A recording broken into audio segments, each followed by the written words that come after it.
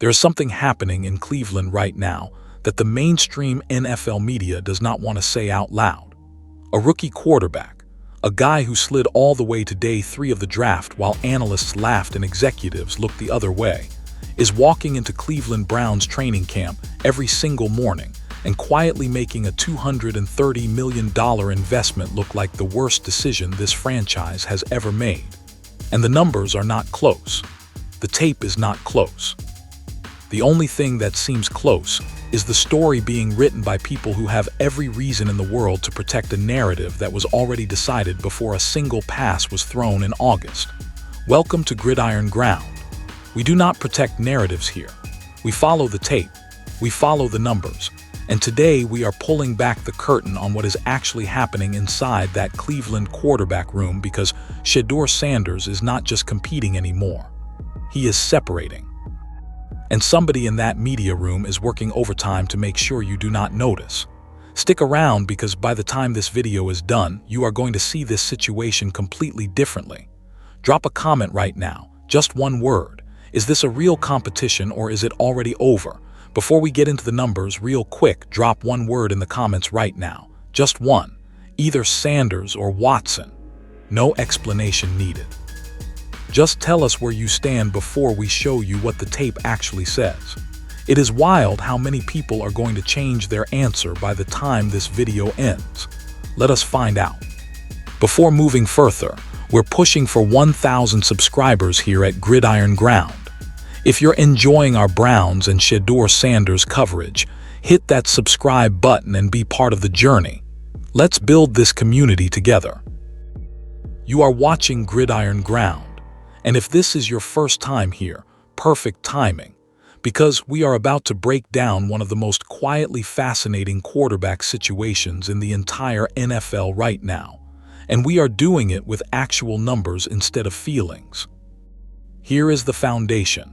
Across 12 training camp practices in Cleveland, 3 quarterbacks have been competing for the starting job: Shedeur Sanders, Deshaun Watson, and Dillon Gabriel. Now when you look at the raw track numbers, a very clear picture starts to form, and it is not the picture being painted by the Cleveland beat writers. In the most recent practice session being analyzed, Sanders went 17 for 25. Watson went 20 for 29. On the surface, you look at those completion percentages and you think, fine, they are basically the same. Similar efficiency, no major gap. And that is exactly where the casual reader stops reading and the narrative takes over. But that is not where we stop at Gridiron Ground. Because here is what those surface numbers do not tell you. Watson needed more volume to reach that similar percentage. He needed more attempts to arrive at roughly the same place. And more importantly, buried inside that Watson stat line is his 9th interception of training camp. 9 picks across 12 practices. Let that number breathe for a second. 9 interceptions in 12 practices. That is not a rough stretch. That is a pattern. That is a quarterback whose decision-making under camp pressure is eroding in a way that would be the loudest story in any NFL city if the contract attached to it were not quite so enormous. We are talking about a quarterback earning, or at least technically owed, $230 million. And he is throwing an interception roughly every practice and a half. If that number belonged to a rookie, it would be a crisis headline by now. Because it belongs to Deshaun Watson, it is a footnote. Now flip to Sanders. Across those same 12 practices, Shedeur is sitting at 12 touchdowns against only 4 interceptions. 12-4. That is a 3-to-1 touchdown to interception ratio for a player who was treated like an afterthought on draft day. The analysts who spent months explaining why Sanders would not survive at the NFL level, why his release needed too much work, why his footwork would get exposed, those same analysts are very quiet right now, and that quiet is telling. Watson. Before going further, if you're enjoying this video, don't forget to smash that subscribe button. It really helps us keep bringing you the content you love. Share this video with your friends so they don't miss out on all the drama and excitement. Touchdown numbers, to be fair, did spike in a way that made headlines. But when you actually chase down where those touchdowns came from, the story shifts pretty fast. A significant chunk of Watson's touchdown total, reportedly something close to 7 in a single session, came during one specific red zone and goal line practice period. These were short field 7-on-7 type reps where the defense is already playing in compressed coverage and the field is cut in half. That is not a game simulation. That is batting practice. Any professional quarterback worth a starting paycheck should be efficient in short field 7-on-7 work. The fact that Watson's big day was essentially concentrated into one favorable session and then spread across the headline like it represented sustained excellence, that tells you everything you need to know about how this competition is being packaged for public consumption. Dillon Gabriel, meanwhile, went 5 for 11 in that same practice with 1 touchdown and 1 interception. His overall camp line sits at roughly 6 touchdowns against 6 picks, which is a perfectly balanced stat line in the least flattering way possible, a 1-to-1 ratio. He started camp with some momentum and has steadily leveled off. The pattern with Gabriel, based on what has been consistently observed and reported from inside these sessions, is that he flashes early and fades as the competition gets more intense. That is not the trajectory of a starting quarterback. That is a backup fighting to make a roster. So when you strip away everything, the spin, the favorable framing, the cherry-picked splash plays, what you are left with is this. One quarterback in that Cleveland room has been the most consistent, most accurate, and most disciplined player from day one of camp. And it is the one they drafted on day 3. Stay with us, because the real story is just starting to get interesting. Here is where things get uncomfortable, because having better numbers is one thing. Having better numbers while the people covering your competition actively work to minimize those numbers, that is a completely different situation. And that is exactly what appears to be happening inside the Cleveland media ecosystem right now. There is a phrase that has been circulating through the training camp coverage, a phrase that kept showing up in beat writer reporting and local analysis. The phrase is clear separator, and it was not being used to describe Sanders. It was being applied to Watson. The claim being pushed was that Deshaun Watson had been a clear separator in what reporters called the move the ball game simulation periods. Not decent, not solid, a clear separator. That is a specific, definitive phrase. That is the kind of language that shapes how casual fans understand a competition. It is the kind of phrase that gets picked up, repeated, clipped, and turned into the accepted consensus before anyone stops to ask whether it is actually true. So let us ask whether it is actually true. When you go back and look at what was actually being counted as a successful move the ball possession for Watson, what you find is not sustained excellence. What you find is a handful of plays being elevated into something they were not. And the most glaring example is a deep completion to Isaiah Bond that was being cited as one of the defining moments of Watson's separator case. On the surface, a deep completion for a touchdown sounds impressive. It sounds like exactly the kind of big play that separates a veteran from a rookie. But here is the part of that play that is getting conveniently left out of the coverage. The pocket had already collapsed on that rep. By the rules and conventions of how a quarterback competition drill works, that play should have been ruled a sack. Watson should have been down. The rep should have been dead. Instead, it was allowed to continue. Watson found Bond down the field. The ball landed in the end zone, and it got filed away as a splash play in the Pro Watson column. A play that should not have existed became the... Before going further, if you're enjoying this video, don't forget to smash that subscribe button. It really helps us keep bringing you the content you love. Share this video with your friends so they don't miss out on all the drama and excitement. The cornerstone of a clear separator argument. That is not analysis. That is creative accounting. And it matters because once a narrative like this gets established in the daily coverage, it starts feeding itself. Writers reference the clear separator label. Other writers pick it up. Fans repeat it. And pretty soon the accepted truth of a situation has drifted so far from what actually happened on the field that closing that gap becomes nearly impossible without doing exactly what we are doing right now. It is worth thinking about why this is happening too, because it is not purely random. The Cleveland Browns as an organization have a very specific and very expensive problem. They committed to Deshaun Watson in a way that restructured their entire salary cap, mortgaged multiple years of flexibility, and publicly staked the franchise identity on a guy who has not played a full healthy season since the deal was signed. Every single practice where Watson looks ordinary, where he forces throws, where he picks a bad read and pays for it with an interception, is a small daily indictment of that decision. And for the reporters who cover this team daily, who rely on access, who need relationships with coaches and front office personnel to do their jobs, there is a real professional cost to being the loudest voice saying the emperor has no clothes.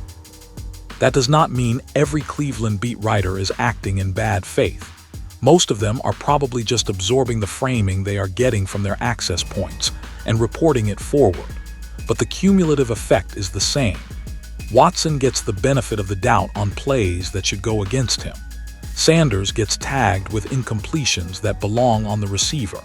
And the gap between what the numbers say and what the coverage says keeps growing wider every week. At Gridiron Ground, we track the gap. And right now, that gap is a canyon. If you want to understand how one single play can become the load-bearing wall of an entire false narrative, you have to spend some time with that Isaiah Bond completion, because it is not just a bad call in isolation. It is a case study in how quarterback evaluations get distorted when the evaluator has already decided what conclusion they want to reach. Here is the play in full context. Watson drops back. The pocket breaks down.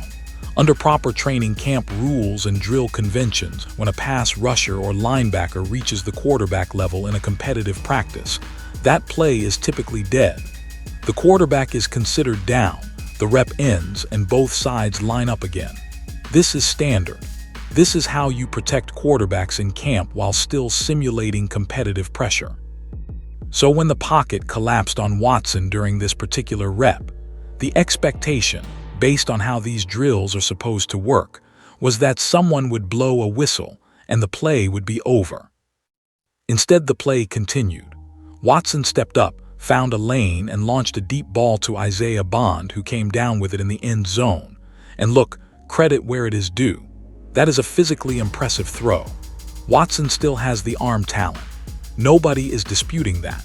A deep strike downfield in a situation where a lesser arm would have dumped the ball short or thrown it away, that does show something real about his physical tools. But the question being asked in a quarterback competition is not, can this player make an impressive throw when given a free play? The question is whether this player is making the right decisions, protecting the football, and moving his offense efficiently within the structure of what the game actually demands. A play that begins with a broken pocket, where the quarterback technically should have been sacked, does not answer that question. It sidesteps it. And when that sidestep play gets elevated into the single most important evidence point for a clear separator argument, you have to pump the brakes and ask who is benefiting from this framing and why. Now here is the flip side, and Gridiron Ground is going to keep it balanced because that is what we do here. It is fair to acknowledge that broken plays happen in real games too. Pocket collapses happen. Quarterbacks have to improvise. Watson finding Bond on a play where the protection broke is not entirely meaningless as a data point, because quarterbacks do have to make something out of nothing sometimes in live action. But the difference between a real game and a training camp drill is that in a real game, if you survive a sack and still make a big play, great. Before going further, if you're enjoying this video, don't forget to smash that subscribe button. It really helps us keep bringing you the content you love. Share this video with your friends so they don't miss out on all the drama and excitement. That is football. In a camp evaluation drill, the whole point is to see how a quarterback operates within structure. Breaking down that structure and then celebrating the result of the breakdown as evidence of superiority defeats the purpose of the evaluation entirely. There is also the matter of what Watson's reps looked like around that Bond play, because in isolation, one great throw looks like a hot quarterback. In context, surrounded by 9 interceptions over 12 practices, That throw looks like one bright moment in a sea of inconsistency, and yet the coverage is treating it like it is the defining moment that changes everything. A single rep in practice does not define a competition. 12 practices of sustained performance does. And 12 practices of sustained performance, says Sanders. What makes this even more notable is the receiver who was on the other end of that drop. Isaiah Bond, not a journeyman, a young receiver with real upside. And in Cleveland's camp, Bond has been turning up in these big play moments primarily when Watson is pushing the ball deep. That is worth watching as the preseason progresses, because if Watson does end up starting, Bond becomes a legitimate fantasy consideration for deep ball production early in the season. But if Sanders takes over, which the tape increasingly suggests is the right call, the entire passing game hierarchy in Cleveland reshuffles. And the people who are currently propping up the Watson narrative are going to have a lot of explaining to do. One of the most telling moments of any training camp is the 2-minute drill. Not the scripted stuff, not the casual 7-on-7 in the early portion of practice, but the pressure simulation where coaches put a clock on the board, put a defense that knows the situation, and ask a quarterback to perform under the kind of condensed stress that actually mirrors late-game moments. How a quarterback handles that environment says more about his readiness than almost anything else you can observe in a camp setting. So when the 2-minute drill at Cleveland Browns camp reportedly got cut short because the head coach became visibly frustrated with the sloppiness of what he was watching, that is significant. That is not a footnote. That is a flashing signal that something in that quarterback room is not where it needs to be heading into the heart of the preseason. And yet somehow that detail, the head coach shutting down the drill out of frustration, has barely registered in the coverage coming out of Berea. Here is what was actually happening inside those 2-minute drill reps. Sanders and his group had a short completion, which was fine, a workmanlike gain that moved the chains a little. And then came 3 consecutive pre-snap penalties from the offensive side, 3 in a row. The last one was a false start at the tackle spot. Now, to be crystal clear, that false start is on the offensive lineman, not on Shedeur Sanders. A false start is one of the few penalty types that a quarterback can influence through cadence, sure, but a tackle jumping early in a pressure drill is primarily on the tackle. That is not Sanders losing control of his offense. That is a young offensive line making the kind of mistake that young offensive lines make in August. But here is where it gets interesting. Watson's group was not clean either, not even close. Watson's 2-minute drill also featured 2 straight pre-snap penalties, with the second one again being a false start. So both quarterbacks were dealing with a chaotic offensive line that was jumping early, creating negative yardage situations, and giving the defense free plays before the ball was even snapped. If you are going to ding Sanders for what happened around him in his 2-minute drill reps, intellectual honesty demands that you apply the exact same scrutiny to Watson's group, because the mess was bipartisan. And then there is the secondary situation, which genuinely demands an asterisk on every single completion and positive play from that entire practice. 4 of Cleveland's top defensive backs were not on the field. 4. These were not backup players who were out. These were starting caliber secondary players sitting out of that practice session for whatever combination of reasons: rest, minor injuries, load management. When 4 of your best pass defenders are watching from the sideline, and a quarterback is getting praise for moving the ball efficiently, you have to ask, moving the ball against whom exactly? This is not a small detail. A watered-down secondary in practice is not the same as a live NFL secondary. Every completion percentage that gets recorded. Before going further, if you're enjoying this video, don't forget to smash that subscribe button. It really helps us keep bringing you the content you love. Share this video with your friends so they don't miss out on all the drama and excitement. In a session where 4 top defensive backs are absent carries an invisible inflation factor that careful analysis has to account for. Watson's move the ball period, which we already established included a play that should have been a sack, happened in a practice where the secondary was functionally depleted. The clean, objective, honest read of that day requires noting all of this context together, not just the touchdown total in the final box score. The fact that the head coach shut down the 2-minute drill because he was frustrated tells you that even the coaching staff recognized how unacceptable the sloppiness was. That level of frustration from a head coach in a high-stakes competition practice is the kind of detail that usually generates significant coverage. The fact that it was largely passed over in favor of Watson's Bond touchdown says everything about the editorial choices being made and how this competition gets presented to the public. We see it, we are naming it, and Gridiron ground is not moving on until it is on the record. Numbers in football, like numbers in most things, only tell the full story when you trace them back to where they came from. And one of the clearest examples of how Sanders is being quietly undervalued in this training camp competition is sitting right inside his completion percentage, hiding in plain sight. In the practice breakdown being analyzed, Sanders finished 17 for 25. A solid 68%. Good number, efficient performance. But here is the thing that is not showing up in the headline. There was at least one throw in that session, a deep ball to Denzel Boston that by all detailed accounts was placed exactly where it needed to be. Correct depth, correct location. The ball was put in a catchable spot where a receiver with Boston's skill level should be able to come down with it. Boston could not bring it in. The ball hit his hands or close enough and fell incomplete. That incompletion is now sitting inside Sanders' 25 attempt column. It is pulling his completion percentage down. And in a competition where every fraction of a percentage point is theoretically being weighed and evaluated, that matters. Because if Boston makes that catch, which the placement of the ball suggests he should have, Sanders goes 18 for 25. His completion percentage moves from 68% to 72%.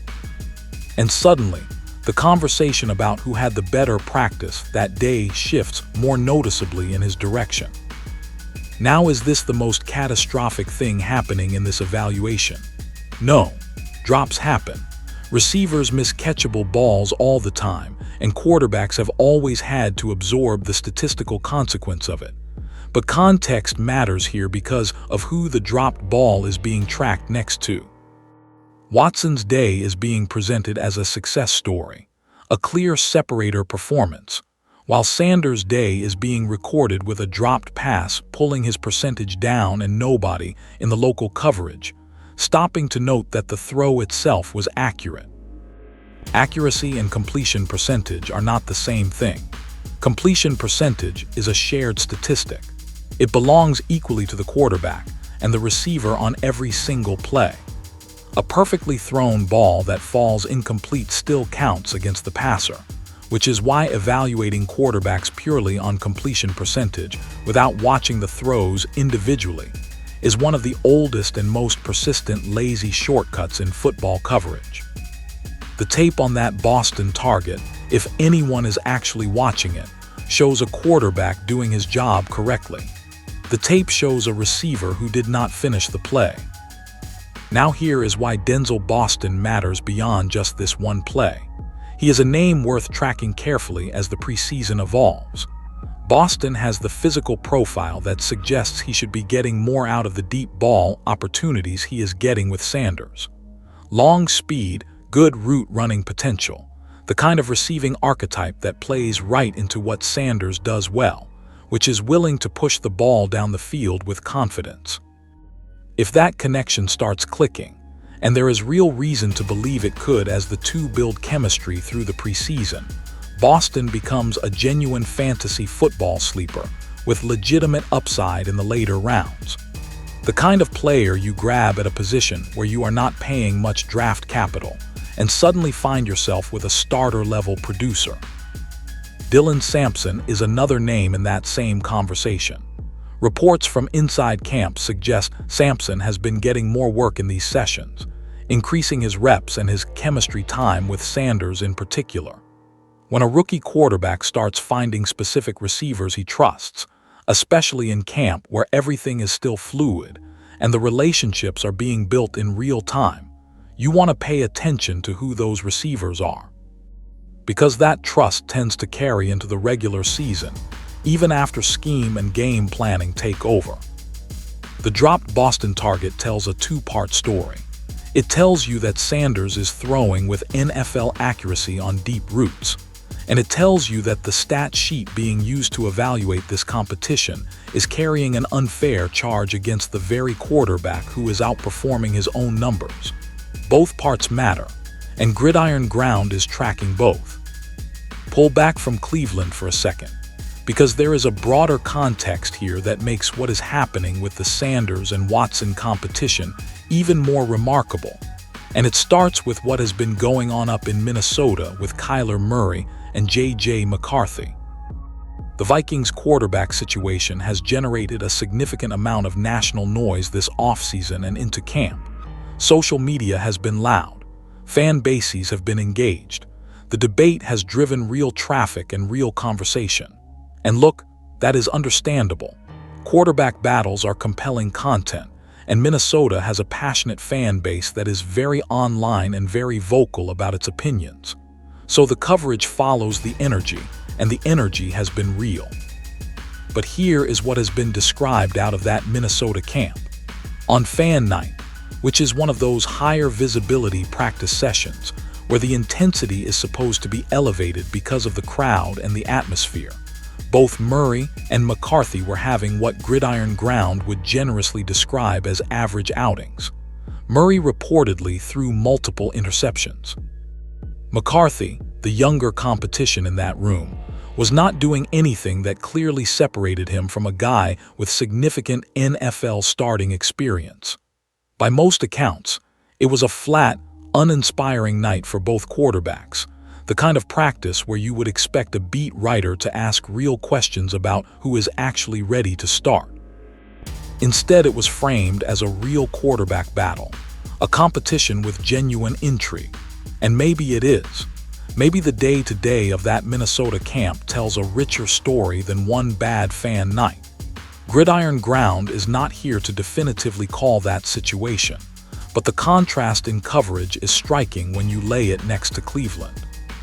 Because in Cleveland, you have a situation where the tracked numbers across 12 practices show a clear, measurable, sustained gap. Not a single good night. Not one splash session that looks good in a highlight. 12 practices of consistent data showing one quarterback consistently operating at a higher level than the other. And the coverage is bending itself into uncomfortable shapes to avoid saying what the numbers say plainly. Meanwhile, up in Minnesota, two quarterbacks have a rough fan night, and the national media treats it like must-watch appointment television. The disparity in how these two situations are being covered says something important. Either the Cleveland situation is being actively downplayed, or the Murray versus McCarthy narrative has such a strong built-in audience that the coverage gravitates toward it regardless of whether the actual football justifies the attention. The likely answer is both. Murray is a former first overall pick with a massive national following. McCarthy was a first-round pick with significant draft capital attached to him. That combination generates clicks and engagement almost automatically. The story writes itself. Meanwhile, in Cleveland, the quarterback generating the most interesting performance is a day 3 pick who was dismissed by most of the draft analysis community. Shedeur Sanders does not carry the same automatic national brand recognition that drives page views and social engagement. And in an era where media coverage is increasingly shaped by what generates traffic, that matters. But here is what also matters. Gridiron Ground has been paying attention, and a growing number of NFL observers who actually watch practice tape and track camp numbers, rather than just following the loudest narratives, are starting to notice the same things we are talking about here today. The gap between Sanders and Watson is real. It is measurable. And the contrast between how much coverage that gap is generating compared to what is happening in Minnesota is itself a story. If you are a Cleveland fan sitting here watching your rookie quarterback outperform a massively expensive veteran day after day, You deserve coverage that matches what is actually happening on the field. You deserve analysis that follows the tape instead of protecting the investment. Gridiron Ground is here every single time there is a practice to break down, a number to track, or a narrative to challenge. And if you have not subscribed yet, this is the moment, because we are just getting to the part of this story that is going to get really uncomfortable for some people. This is the section that really gets to the root of everything we have been building toward, because at the center of this entire conversation, behind every spin, behind every favorable framing, behind every play that should have been a sack but got counted as a touchdown, there is a number: $230 million. That is the contract. That is the gravitational force bending everything in this quarterback evaluation. And understanding how that number shapes the coverage, the coaching staff decisions, and the organizational psychology of the Cleveland Browns is essential to understanding why this competition looks the way it does from the outside. Deshaun Watson is not just a veteran competing for a job. He is a living monument to one of the most aggressive quarterback commitments in modern NFL history. When the Browns made that deal, they were not just signing a player. They were making a statement about the direction of the franchise, the confidence of the front office, and the willingness of ownership to go all in on a specific vision. The contract restructured their salary cap in ways that rippled forward through multiple seasons. It eliminated flexibility. It created dead cap implications that would haunt the books for years if things went wrong. Things have been going wrong. Watson has not played a full, healthy, effective season since the deal was signed. And now, in the August practices of what should be a redemption and resurgence story, he is throwing 9 interceptions across 12 practices, while the rookie they drafted on day 3 is outperforming him at nearly every measurable level. That is not just a football problem.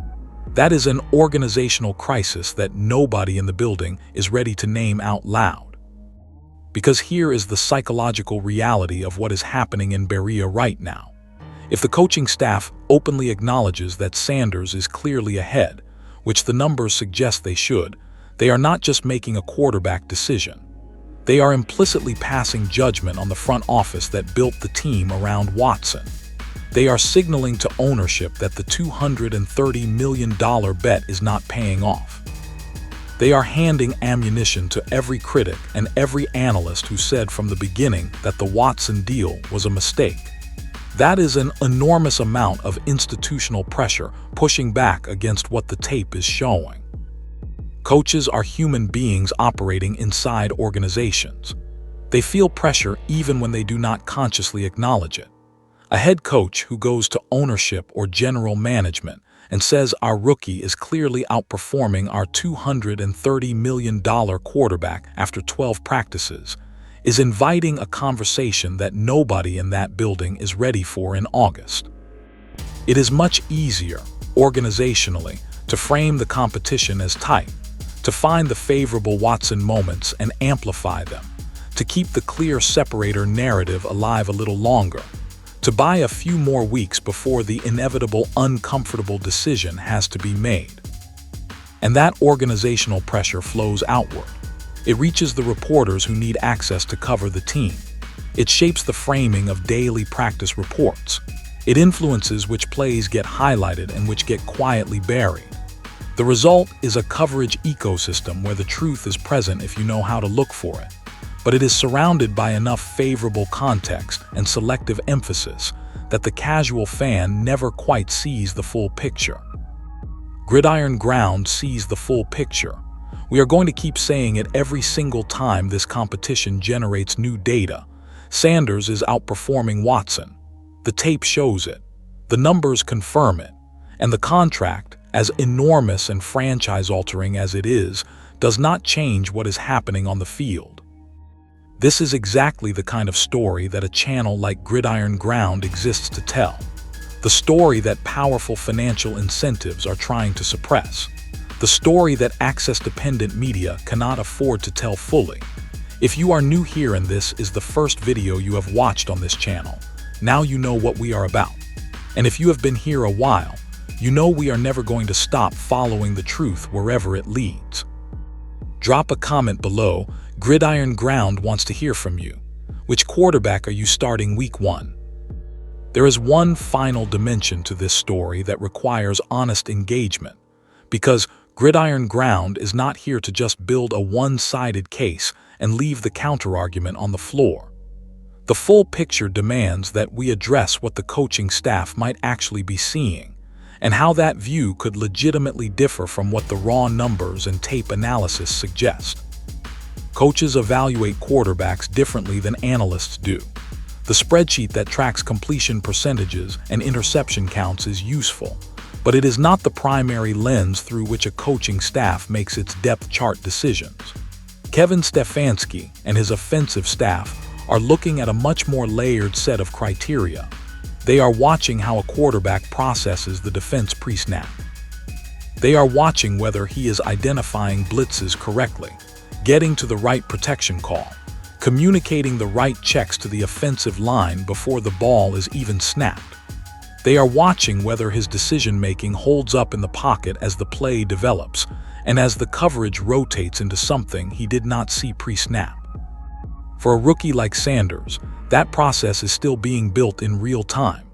Even if the outcomes, the completion percentages, the touchdown to interception ratios, are favorable right now in August, there is a legitimate coaching staff question about whether those good outcomes are happening because of full mastery of the offense or because of the natural playmaking talent that made Sanders a prospect in the first place. A quarterback can throw an accurate deep ball and still be misreading the coverage, getting lucky that the route concept created an opening he did not fully diagnose.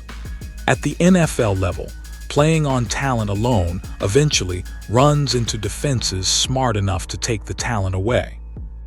Watson, for all his struggles in camp, brings something the numbers cannot fully capture.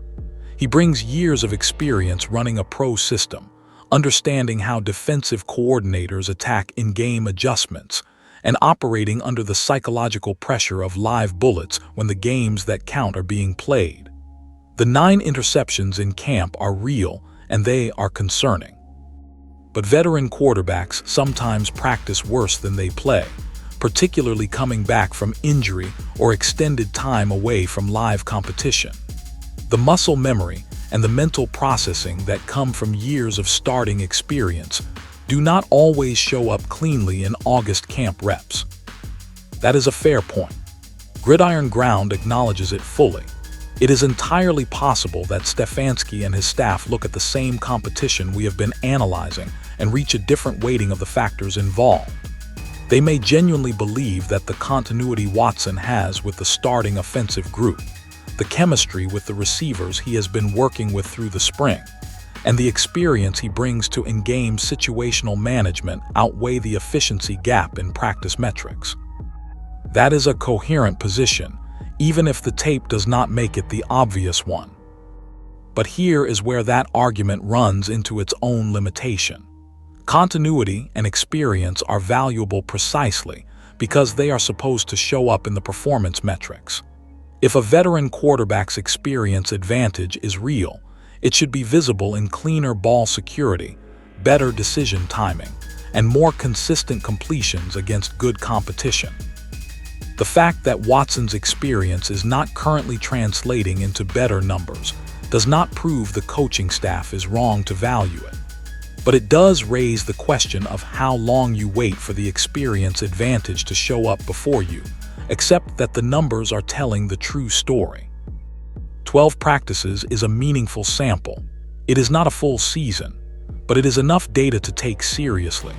And what 12 practices of data are saying, clearly and consistently, is that Sanders is the more accurate, more disciplined, more efficient quarterback in that room right now. Whether the Browns act on that truth is a decision that will tell us everything about what kind of organization they want to be going forward. The tape does not negotiate with cap numbers. The tape does not care about draft day investments. The tape just shows what happened. And Gridiron Ground is going to keep watching it, keep breaking it down, and keep bringing it to you straight every single time. So here is where everything lands. A rookie quarterback taken on day 3 of the NFL draft is walking into a professional training camp every morning and outperforming a $230 million investment. The numbers say it. The tape says it. 12 touchdowns against 4 interceptions versus 9 interceptions in 12 practices is not a close race. That is separation. That is a story the Cleveland media has been slow to tell and slower to accept. What happens next in Cleveland is going to reveal something much bigger than who starts week 1. It is going to reveal whether an NFL organization can make a hard, honest, football-first decision when that decision carries enormous financial and institutional consequences. It is going to reveal whether beat coverage driven by access and narrative protection can be challenged by the kind of practice-by-practice accountability that actually serves the fans. And it is going to reveal whether Shedeur Sanders is the kind of player who forces a franchise's hand, even when that franchise is doing everything it can to delay the moment of reckoning. Gridiron Ground is going to be here for all of it, every practice, every number, every narrative we need to push back on. If you are not subscribed yet, this is your sign. Hit that button, because the Browns training camp story is far from over and we are not going anywhere. Drop your prediction in the comments. Sanders starter by week 1, yes or no? One word. Let us see where Gridiron Ground stands on this. We will see you in the next breakdown.